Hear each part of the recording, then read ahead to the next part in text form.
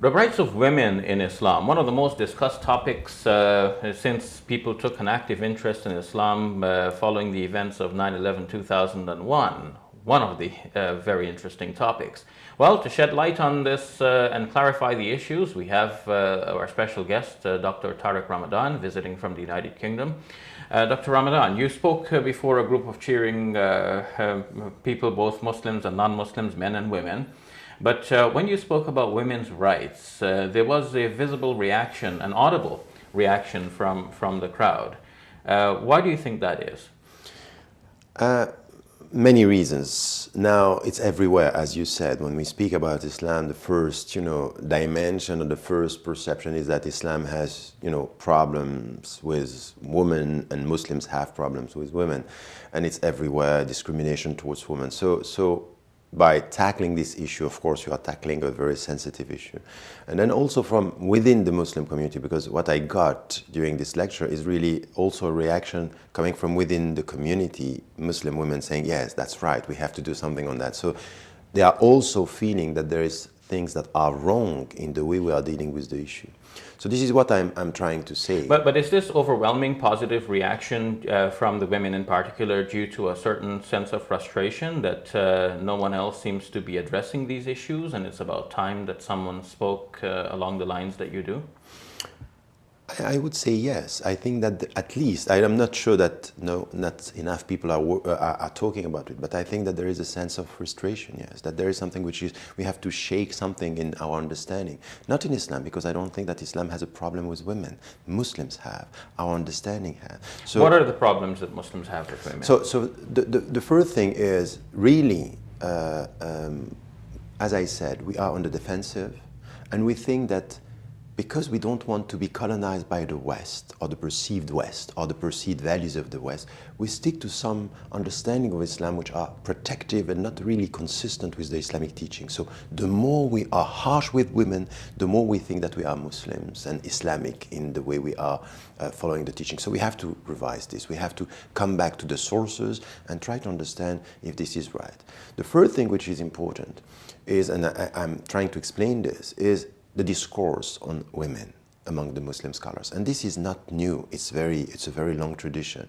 You will see that 95% of what we are producing when it comes to talk about women is about the roles, functions in the society. As a mother, as a wife, as a daughter. But this is not this. The starting point is your relationship with God is also to speak about women as being, womanhood, in which way you have to go. We need to speak about, for example, spirituality, the spiritual emancipation. If you want to understand the role of women within society, we really have to want to understand the role of women with, before God and all this process. Because even the headscarf, for example, Muslims are coming, this is an objection, this is an obligation, this is a prescription, and some others are saying, you need to understand the meaning of it. Is it an obligation in your opinion? Of course, for me it's an obligation. It shouldn't be imposed onto a woman. It's a free choice because it's an act of faith. So look at this. It's an act of faith and it's an obligation. How do you go from an act of faith to understand the obligation? Is by understanding the spiritual process of what it means. It's a process of liberating yourself of many things that could be oppressive within the society when it comes to appearance, when it comes to... So it's a process of liberation, but you can get this meaning only if you understand the deep essence of the Islamic teachings when it comes to women.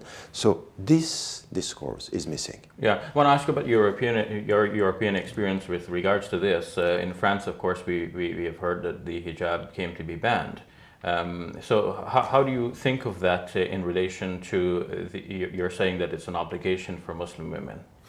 I was quite critical, and I am demonized in France because of my statement, which is quite clear. It's an obligation. It's against Islam to impose onto a woman to wear the headscarf, and it's against women's rights to impose onto her to take it off. It should be a free choice. Do you believe even in Muslim countries that it would be wrong to impose it on Muslim women? Yes, I think it's not the way. I think that we have to trust, the spiritual journey of the people. They will come to it if they are convinced. But to impose, how could you do that? Are you going to impose onto people to pray They will pray with the body and they will not pray with the heart. It's the heart that is talking here. So we have to respect this.